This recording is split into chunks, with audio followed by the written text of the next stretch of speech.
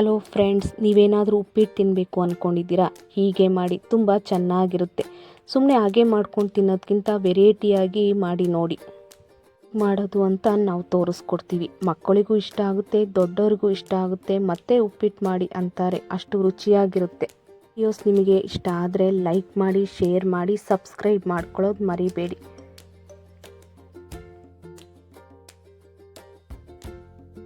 ಬನ್ನಿ, ಏನೇನು ಇಂಗ್ರೀಡಿಯೆಂಟ್ಸ್ ಬೇಕು ಅಂತ ಹೇಳ್ತೀವಿ.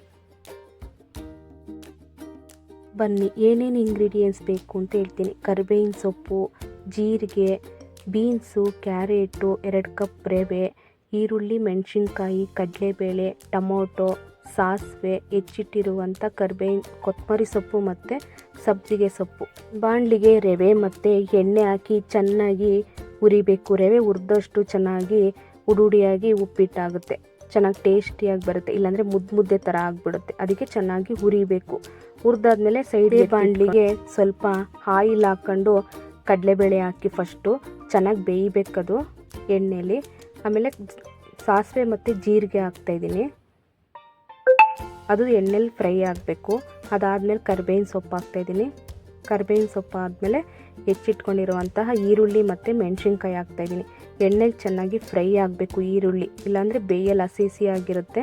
ಅದಕ್ಕೆ ಚೆನ್ನಾಗಿ ಬೇಯಿಸ್ಕೊತಾ ಇದ್ದೀನಿ. ಚೆನ್ನಾಗಿ ಫ್ರೈ ಆಗ್ತಾ ಇರುತ್ತೆ. ಆವಾಗ ನಾವು ಸ್ವಲ್ಪ ಅರಿಶಿನ ಹಾಕ್ಕೋಬೇಕು. ಅರಿಶಿನ ಹಾಕ್ಕೊಂಡು ಚೆನ್ನಾಗಿ ಮಿಕ್ಸ್ ಮಾಡಬೇಕು. ಅದಾದಮೇಲೆ ಹೆಚ್ಚಿಟ್ಟಿರುವಂತಹ ಕ್ಯಾರೆಟು, ಬೀನಿಸು ಮತ್ತು ಟೊಮೊಟೊ, ಸ್ವಲ್ಪ ಉಪ್ಪು ಆ್ಯಡ್ ಮಾಡ್ತಾಯಿದ್ದೀನಿ. ರುಚಿಗೆ ತಕ್ಕಷ್ಟು ಉಪ್ಪು ಹಾಕಿ ಚೆನ್ನಾಗಿ ಮಿಕ್ಸ್ ಮಾಡಬೇಕು.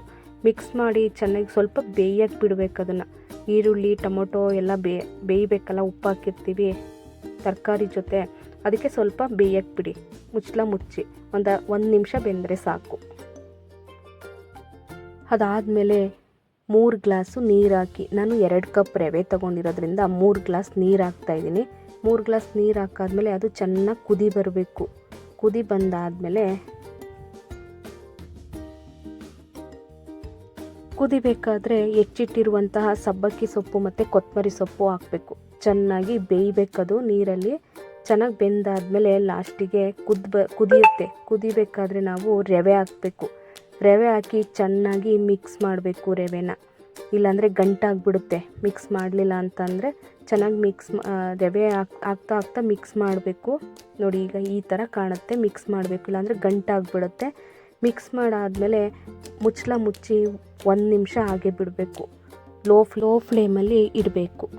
ಆವಾಗ ಉಪ್ಪಿಟ್ಟು ಚೆನ್ನಾಗಿ ಹರಳುತ್ತೆ. ನೋಡಿ ಫ್ರೆಂಡ್ಸ್, ಈಗ ಉಪ್ಪಿಟ್ಟು ರೆಡಿಯಾಗಿದೆ. ತಿನ್ನಲು ಕೊಡಿ. ಎಷ್ಟು ರುಚಿಯಾಗಿರುತ್ತೆ ಅಂದರೆ ಮತ್ತೆ ಬೇಕು ಅಂತ ಅನಿಸುತ್ತೆ. ಈ ವಿಡಿಯೋಸ್ ನಿಮಗೆ ಇಷ್ಟವಾಗಿದ್ದರೆ ಲೈಕ್ ಮಾಡಿ, ಶೇರ್ ಮಾಡಿ, ಸಬ್ಸ್ಕ್ರೈಬ್ ಮಾಡಿ.